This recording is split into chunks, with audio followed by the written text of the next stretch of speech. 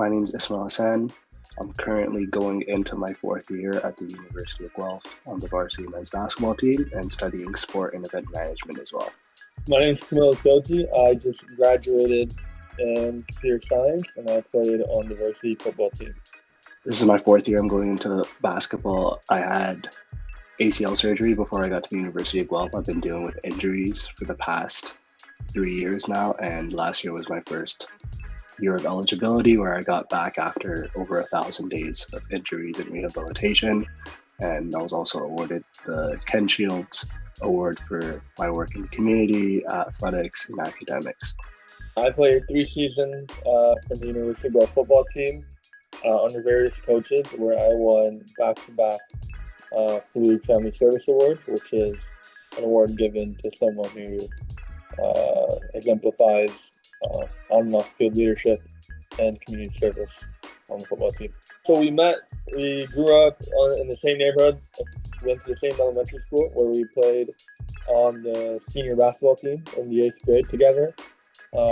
After a pretty good season, I would say in my books, I think it was a successful season, where we lost in the finals for a reason we don't know.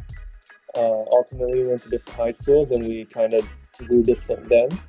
And then in 2021, we both committed to the University of Guelph, and then we reconnected there, and we had both of us had an aspiring vision to make sport accessible and more fun for us. After that one, after my first year at the university, I started Dribble Dreams Foundation. Kumail started his respective nonprofit in the football field, and I'll talk a little bit about Dribble Dreams. Started in 2023, just a way to kind of give back to the community and empower youth through basketball.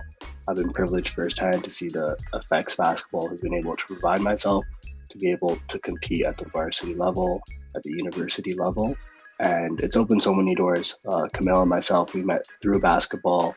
A lot of our volunteers who are part of our organization, we've met them through the game of basketball and sports, and just the doors it's been able to provide and open. So in our first year in 2023, we had 100 kids registered in our camp. Last year in 2024, we doubled our accommodation to 200 kids, added in half girls only programming. So we had 100 girls registered in that programming. And then this year we expanded to 250 kids, adding a high school age group. And then we even had the opportunity last December to travel to Kenya to host a basketball and mentorship camp for 50 youth in a poverty-stricken community there. In my first year, I started Summer Books Foundation, where we wanted to make flag football more accessible to kids in the GTA. After both our first years, we were nominated and then selected for the Summer League Humanitarian Scholarship. And then that kind of opened our doors to, we said to ourselves that we've done so much in a short amount of time, we can do far more. So we decided to put our powers together, and then we co-founded the global aspect of Dribble Dreams. And from there, we put our sights on Kenya, and in 8 months, we went from inception to completing our first international camp while we both were in season and in school. That was pretty awesome, just managing all our time and what came with it, and navigating all those challenges was definitely something that you learn a lot from. And we ended up hosting a camp for 50 high school athletes, where we provided school supplies for the entire year, hygienic supplies, everything they needed to compete in the basketball camp for that week and to keep it sustainable for years to come. Now that it's done, in retrospect, it was very successful. We were able to raise over 1 million shillings, which is about 15,000 Canadian, into that local neighborhood. And to this day now, we are still in contact with all the kids we've coached and the coaches we mentored, and we're happy to announce we're going to Uganda in December. I'm a big believer in paying it forward. When both of us actually, so back to our elementary school days, we used to sneak into the rec center and get in trouble for trying to play for free. Knowing, being children of immigrants, my entire family was born in Pakistan and we moved here in 2001. Having that experience, there's a lot of worries the parents focus on, and sports is often at the bottom of that list. And we know that sports can actually change a child's life So when I was in high school and ultimately I decided to focus on football, there's a high cost to entry with all the equipment. And it was when I was playing Burlington Stampeders with along with the current Griffin football players who are on the team now. I was on that same team in 2019. And one of the parents on that team decided to sponsor my entire season and pay for all my fees. And from that moment forward, it was kind of a responsibility bestowed upon me that if I ever got to a position where I could give back, I would. And yeah, and ever since I've been in that position, I've held true to my own promise, and here we are today. Yeah, so a day in the life of a kid who shows up to our global camp. So ultimately, we partner with the local NSO, so whatever federation is operating in that country, and they would select 50 of the most deserving athletes in the area. And then they would show up on day one, where it's more of a report day, where we do a combine, where we get verified results that we can compare against on the last day. So the little care package that includes their school supplies, their hygienic supplies, everything they need to participate in the camp. And then we'll have 2 on-court sessions. So it's about 3 hours of basketball time on the court with various coaches from all over youth sports and Division One. And then they would have in-classroom sessions where we'll kind of go over topics that are selected by the local organization. Obviously, we won't want to, what we're learning here isn't always applicable to where we're operating. So having that local help allows us to say what's right and say what's needed to be heard. And then we'll have an in-classroom session. So that's like various topics like computer science or wellness or mental health. And then we do that for 5 days.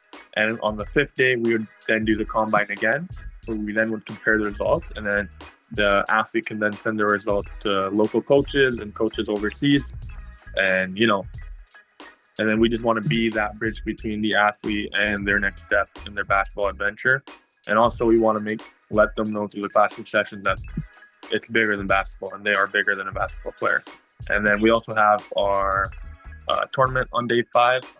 And then this tournament's also recorded. So again, for the same reason that they can showcase their skills on a bigger stage.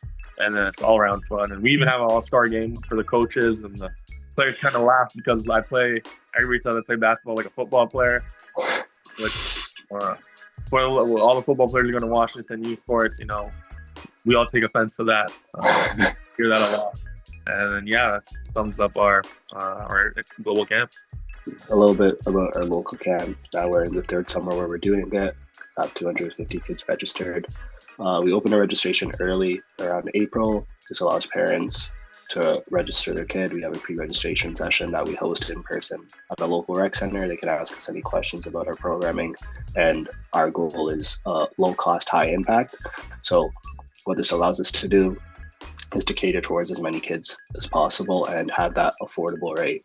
So we charge $50. This is the first summer we're charging for our summer programming.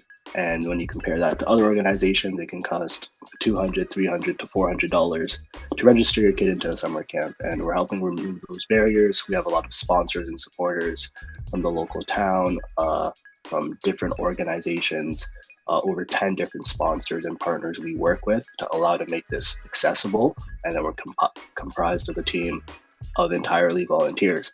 So on the first day they come in, they get themselves a t-shirt, we provide hydration drinks, we provide snacks, and then we have 3 90-minute sessions. The first session is for ages 6 to 9 year olds. We'll have our all gender programming in one gym, and then we'll have our girls only programming in the other gym. After this session concludes, we have our 10 to 13 age group. And then after that concludes, we have our 14 to 18-year-old age group. So over the course of 6 weeks, we're doing a developmental programming led by highly qualified coaches that cater towards grassroots, beginner, intermediate level skill players to allow them to develop over the course and really just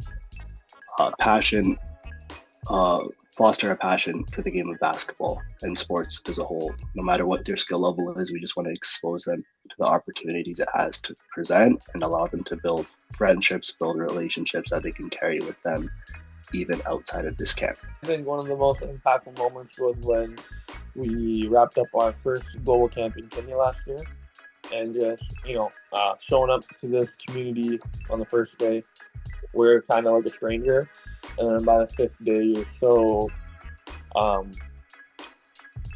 intertwined with the community and just seeing how basketball can change their lives, and not only what basketball does for them on the court, but what it means to them outside of the court. And hearing a lot of their stories, especially in different parts of the world, and how our lives might be very different, it's pretty awesome to come together and realize that this one game of basketball can make us so alike.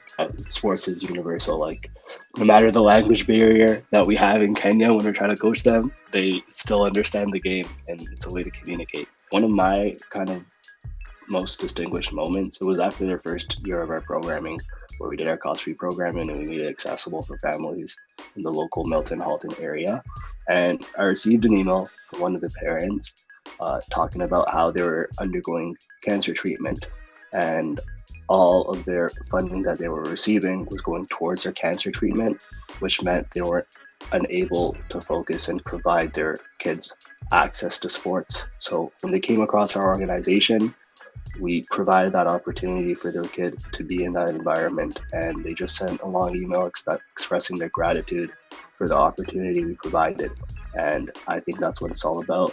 This year we still provide cost-free spots for families of financial assistance, and we just allow them to be integrated into the program, so they have that full confidentiality, and their kid is just able to experience the countless benefits sports has to provide. Being a student athlete, you have unique challenges most students don't face, and if you are able to use those skills that you're already using in your sport, you can easily transition and have that identity long after your sport. So my advice to student athletes who are aspiring to do something similar, who are thinking about doing something similar, is there's no better time to start it than while you're playing your sport. Often a lot of student athletes be like, oh, I'm busy right now, I'll do it when I'm done. The truth is you'll always be busy. The second best time to start something is today. So for all our updates and everything that we're doing, we post everything on our Instagram, Dribble Dreams Foundation. We have a lot of exciting projects coming into the pipeline. Just this fall, we have our new 3x3 league that we're launching for both boys and girls. And then we also have our second global camp in Uganda in December. And then in the new year, we'll have our 3v3 league running, as well as a March break camp. And then we'll have our summer league as well, and our summer camp. And then in 2027, we'll be, we got our eyes on Pakistan, and yeah, we got lots and lots in the pipeline. And I'll add one more thing too to our upcoming Uganda product, which I think is really exciting, is we're looking to rebuild the main basketball court in the capital city of Kampala. So it's really the main centralized court in almost the whole country, where all the top level players at community level kind of participates, and it's severely worn down. And what we're doing is we're fundraising with the low cost fee we're charging this summer, as well as additional fundraising efforts, and all the funding we really get, since we're all volunteers, goes into this initiative and this project. So I think if there's any sponsors or anyone who's interested in connecting with us to help us kind of make this possible, I think it'll be a really amazing opportunity to have a lasting impact on the community we're about to embark on.